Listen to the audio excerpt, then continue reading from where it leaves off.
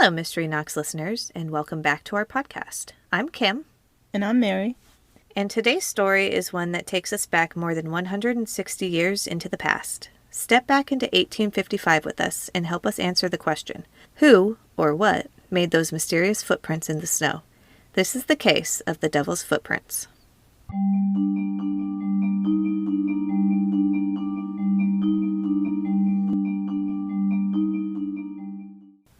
Our story starts in Devon, England in 1855, when a mysterious set of footprints appeared in the snow sometime between midnight and 6 a.m. on February 8th or 9th, after a heavy snowfall. Temperatures were recorded to be one of the coldest winters Devon has ever had, causing rivers to freeze over. It was only within a few hours of the footprints being discovered that many attempts were made to track down who or what made them. There were several different parties that started following the prints, and they followed them for miles without finding any material evidence whatsoever. No one knows where the footprints came from or why, but speculation circulated almost immediately. The footprints in question resembled that of a hoofprint that many have said resembled a horse or donkey prints, but locals were quick to say it was the devil's footprint given the situation. The prints appeared at night, after a snowstorm, and below freezing temperatures. And according to witnesses at the time, the hoofprints were described as more bipedal than quadrupedal. Due to the beliefs and mindset of 1855, it wouldn't take much of a leap to go from animal to devil. Because who else would be roaming around in that type of weather? Exactly, right? Yes. I'm sure that's what they were thinking. It has also been stated the footprints that appeared were of an animal they had never seen. While it's hard to say the exact measurements of the footprint itself, the prints were roughly 8.5 inches apart and in a single file line. The tracks spanned more than 100 miles along the Devon countryside and appeared in places such as atop buildings, along walls, and in garden areas that were secluded behind 14-foot high walls. The footprints also crossed the River Exe. Some tracks also abruptly stopped, as if it had mysteriously vanished into thin air. The first speculated animal which came into question was a kangaroo. Rumor had it that kangaroos had escaped from a menagerie, and the prints in the snow could have been from a kangaroo. However, in 1952, a parchment box was found that held letters to the residents who lived in Devon around 1855. One particular letter was from a local pastor who admits to starting the rumor about the kangaroos. Seriously though, kangaroos? Of all the animals, a kangaroo? Yeah, that's quite the stretch. I don't... Because... And also, why kangaroos? Because they weren't local to England. Yeah, I don't... Or they aren't. Maybe it's the exoticness of it, I don't... Could be. But still, it just doesn't make sense that a kangaroo... I mean, what takes you to... Yeah, yes, I don't know. Very interesting pick of an animal. Kangaroo.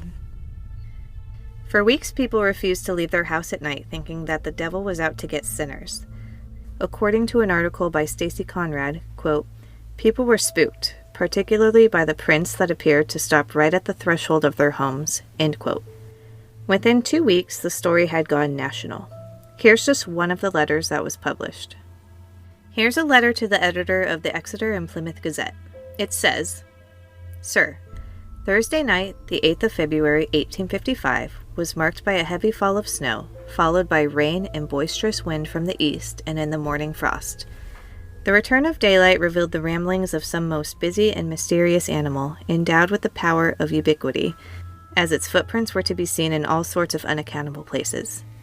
On the tops of houses, narrow walls, in gardens and courtyards, enclosed by high walls and palings, as well as in the open fields.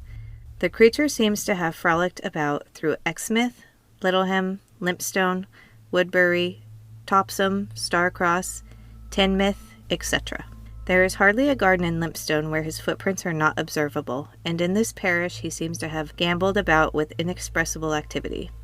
Its tracks appear more like that of a biped than a quadruped, and the steps are generally 8 inches in advance of each other, though in some cases 12 or 14, and are alternate like the steps of a man, and would be included between 2 parallel lines 6 inches apart.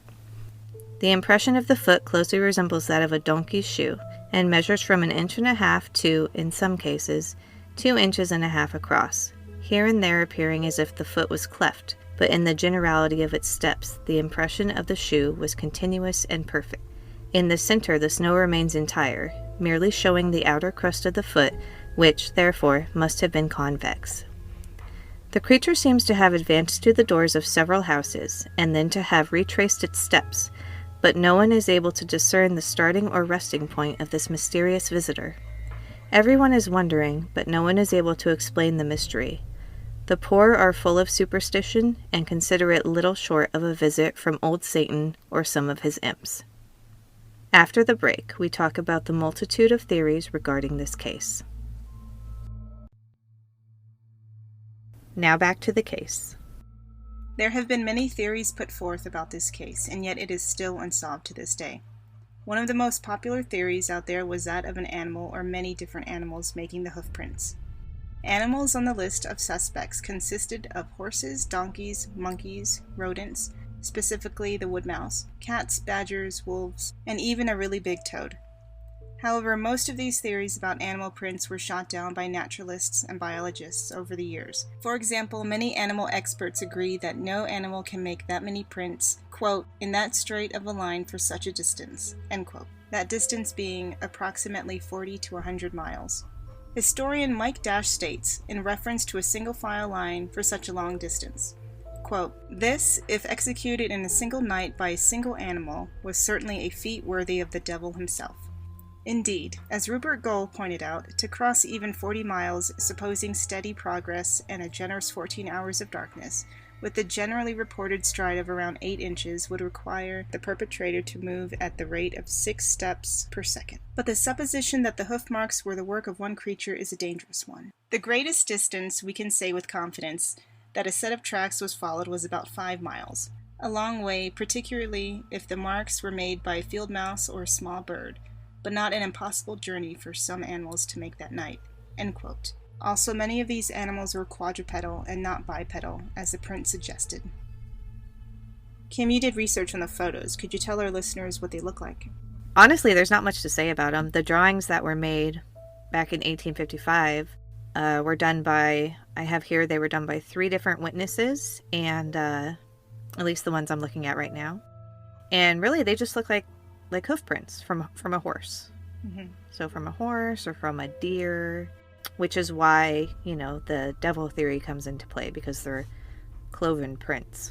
The one thing that gets me is that, it looks kind of like a horseshoe print, and yet you have all these other animal suggestions of, where was it? Deers, monkeys, horses, cats, badger. I mean, that's like a whole range of footprints. Yeah. I mean, the frustrating thing with this case is that back in the day, because it was 1855, no photographic evidence was taken of the prints. So all we have that survived are the drawings that some local witnesses made. And from the drawings, they just look like horse prints, really.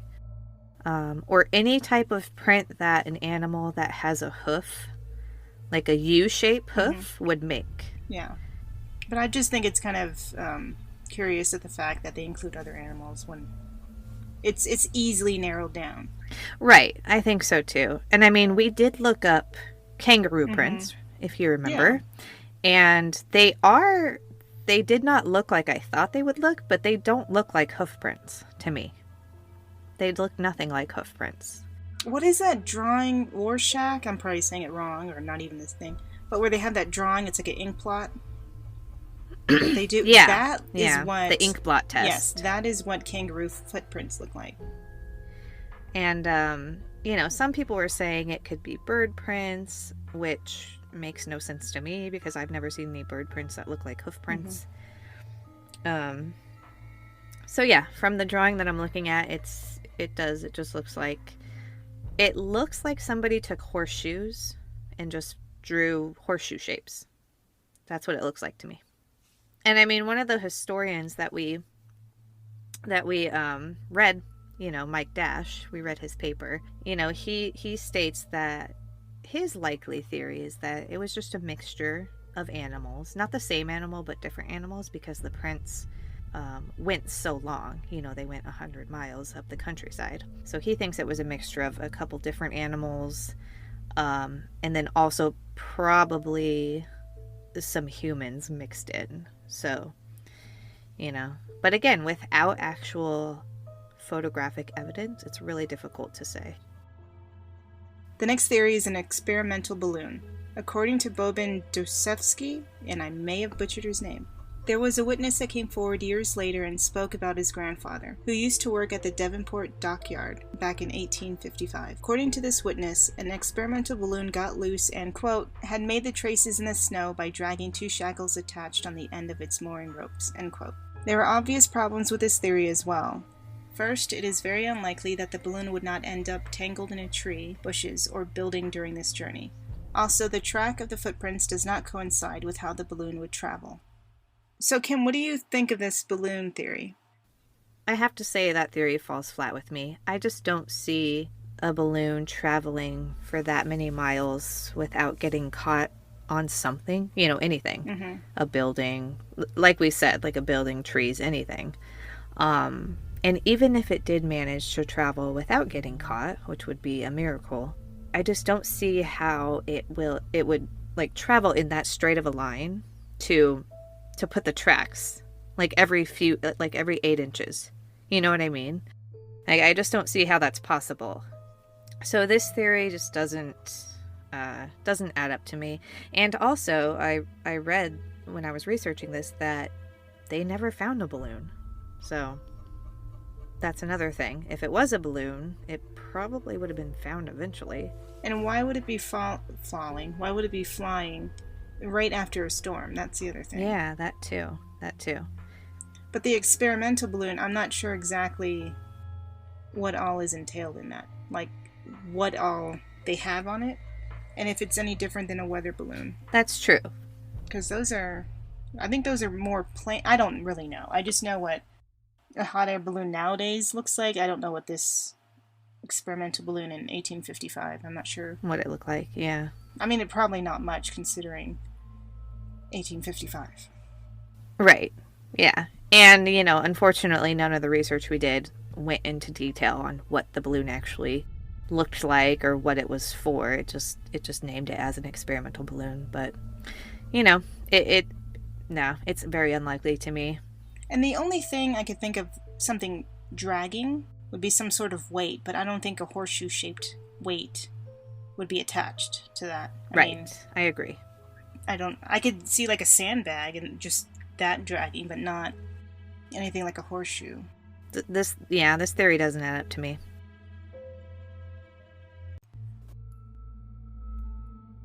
One of the most popular and probably the most believed theory at the time was that it was the devil himself, or, quote, some of his imps, end quote, as the letter above stated. Considering the time period, this would be rather easy to believe, given religious beliefs and the following evidence. First of all, the shape of the hoofprint was cloven, which even now is a well-attributed characteristic of the devil or his demons. Adding to the fact that some of these prints went directly up to locals' doors, then stopped and disappeared. This brings to mind the religious undertones regarding Moses and the plague of the firstborn in Exodus.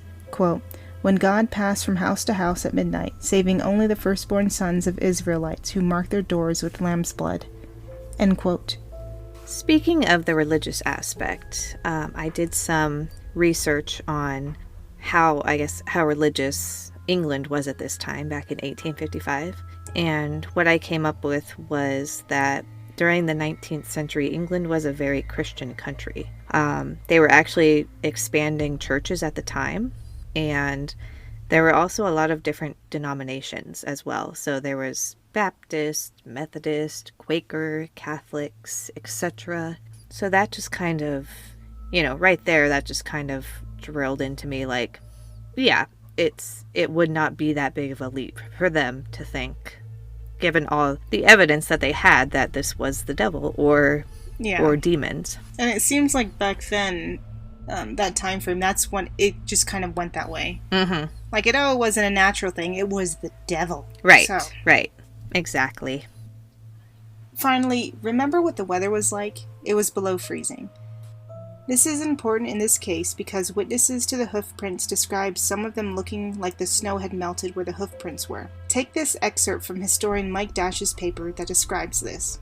Quote, "The latter suggestion seems at odds with the curious insistence of several sources that the hoof marks were astonishingly clearly cut." End quote. South Devon, an anonymous witness, noted, "The most singular circumstance connected with the mystery was that this particular mark removed the snow where it appeared clear, as if cut with a diamond or branded with a hot iron. But he was not alone in making this observation. The businessman Mr. Wilson, who found a similar trail on a Devon beach in 1950, told Eric Dingwall the prints were clearly impressed in the sand almost as if cut out by some sharp instrument, while Linda Hanson's hoof marks, appearing in a Humberside garden in the 1950s, were odd in that at the bottom of the print, dry concrete could be seen, not compressed in snow as normal when a person or animal treads in the snow. The significance of these strange observations remains obscure, though they certainly look anomalous. There seems no reason to assume that the witnesses were exaggerating, even unconsciously, for effect." End quote. For some, this and the cloven foot were enough to make the marks the devil's footprint. And the last theory that went around was that it was a hoax, committed by one or several people during the early morning hours. However, I have several questions regarding this theory. First, if it was a group of people, which it most certainly had to be to span 100 miles, how did they all gather in groups to come up with this scheme in the first place? Remember, this happened in 1855. There was no phones, no email, there was no instant way to get a hold of someone. Also, let's give them the benefit of the doubt and say they did manage to come up with a scheme. How did they not freeze to death? The weather that night was -5 degrees Celsius, 23 degrees Fahrenheit. Yet they are going to spend all that time in the dark making fake prints? How, why, and if so, why were there no human footprints around at all next to these unknown hoof prints? It just doesn't add up to me. So what do you think about that then? No, I totally agree with that. When I first read about it possibly being a hoax by humans, I can't see it because of all the things mentioned. I mean, the only tracks that were found were hoof prints. Yeah. So if it was humans, where are their tracks? And they wouldn't have been able to cover them up, though. Yeah. I mean, a part of me thinks, because how they do with the footprints with, like, Bigfoot. They wear the little shoes that have the little thing. But even that, you would still see an imprint, like, of the shoe in addition to the hoof print. Yeah, exactly. So, I think it had to be, I'm thinking, an animal. I don't think that leap to the devil would be it. Yeah, I agree. I mean, if I had to choose one theory, I would say that it was an animal, or maybe 2 or 3 different animals. But see, with that, when you say it could be multiple prints, yeah, it just shows, like, that. For me, it doesn't give off other footprints that might have been added to it. It just seems like it'd be one. But like you were saying earlier, too, there's no evidence to just really look at to find that out. There's just drawings and people's words. Exactly, yeah. And I mean, people can, if they are, how should I say this? If they're in hysterics, they can definitely be led to believe in a certain way, if that makes sense. Yeah. And they can kind of over dramatize things as well. So that could also be what happened. It was just maybe some animals just had a party. They got a little crazy. Yeah. And there were a ton of footprints around and people just didn't know what to think of it. So their minds went to the devil. So was there any additional finds to this whole case that we looked on for the devil's footprints? Yeah, there were a few additional finds. So the first one I found was from Stacy Conrad, and what she said was, quote, "The mystery was reignited in 2009 when a woman in North Devon discovered footprints similar to the 1855 marks in her garden. The 5-inch long prints appeared to have been made with a pair of hooves and by something with a stride of between 11 and 17 inches, end quote." So that was one right there. And then another one was a biologist by the name of Graham Inglis documented the 2009 prints and shrugged off the controversy. He said, quote, "The footprints are peculiar, but they are not the devil's. I don't believe the horned one has been in Wolseley.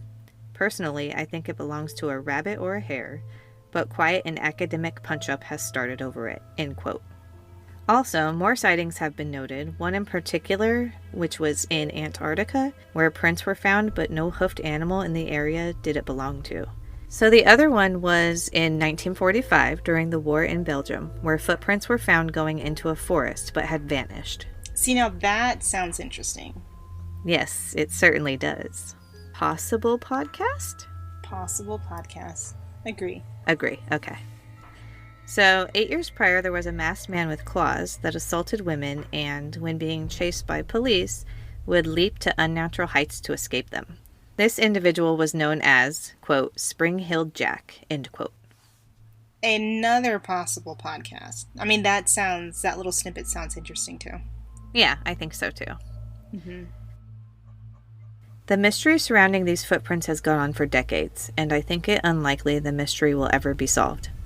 So you tell me, was it just animals roaming around, humans playing an elaborate hoax, or was it the devil himself? All right, Mystery Knox listeners, that's it for our case today. Thank you so much for joining us.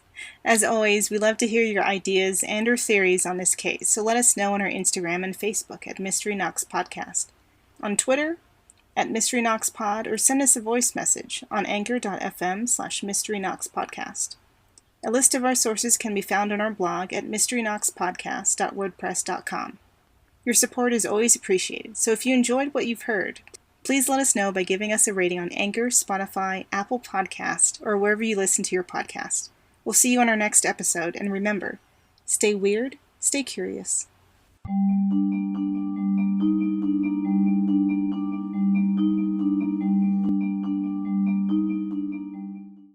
Mischief managed.